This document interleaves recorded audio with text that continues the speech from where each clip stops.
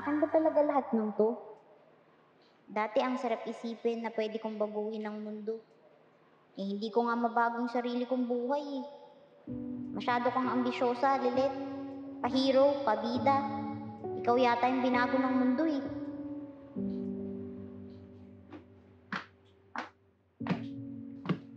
Huwag mo nang bilangin yan. Kompleto yan. Tatanggal pagod lang po, Tinang. Kwento. Pwede po utang muna. Okay lang. Ramdam ko yung pagod mo. Sige. Secret na lang muna yung kwento mo.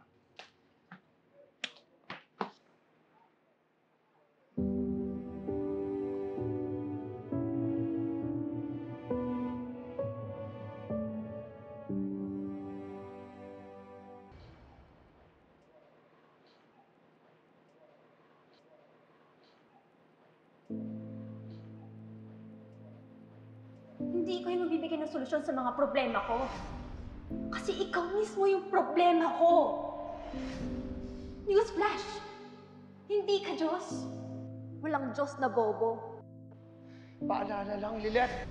We made you. You're nothing without us.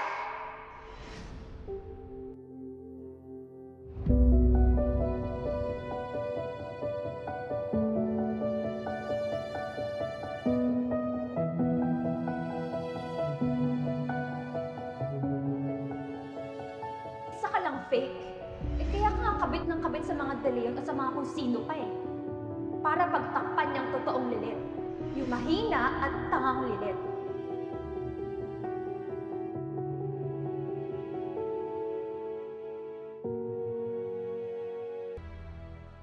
Tikman mo rin to. Masarap yan. Masarap. Ikaw, kakanin ka pa? Ano, diet ako. Ayoko. Salamat lang sa pagpapatuloy sa akin dito, ha. Walang anuman, iho. Baka naman pag humupa na yung galit ng asawa mo, makabalik ka na ulit sa bahay niyo para makuha mo yung mga gamit mo. Eh sana, pag kumalma, hindi ka na din idemanda. Pero ano eh, mukhang porsigido, gadi. Pero Samson, promise, hindi mo talaga babae yun? Hindi mo jowa? Hindi po talaga. Uy, Pero, Juan, baby maker, kamo? Baby maker kamo? Labs, totoo pa lang may nangyayari sa totoong buhay na ganyan. Mas kakilala ko pa. Shh, Boy, pero bakit kaya bigla kang ihahabla ng asawa mo kung pareho naman kayong kumuha dun sa babae para maging baby maker? Eh, ano namang kaso ang ihahabla sa'yo? Sabi sa barangay, pwedeng concubinage.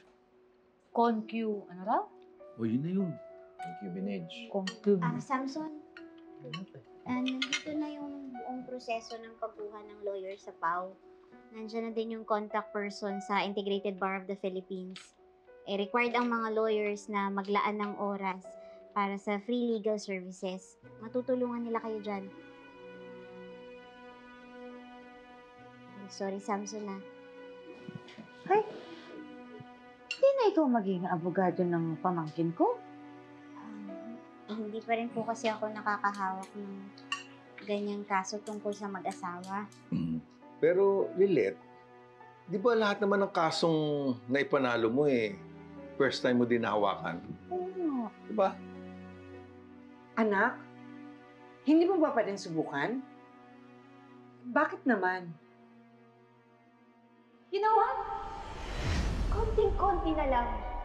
The world will finally realize na benta ka lang naman sa mga tao. Kasi isa kang special little person na naging abogado.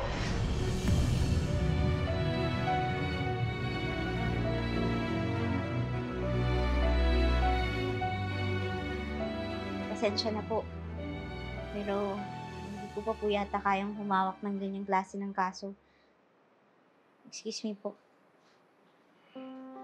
Attorney, ganun ho ba kadelikado ang posisyon ko? Kaya ho ba ayaw niyong tanggapin ng kaso? Dahil alam niyo matatalo kayo? Kung sabihin kong oo, wala na ba akong karapatang tumanggi o umiwas muna sa pagkatalo? Pagkatapos ng sunod-sunod na pagkatalo ko sa buhay? Lilet, may pinagdadaanan ka ba? Time first na po muna sa mahihirap na laban. Magpapahinga na po muna ako.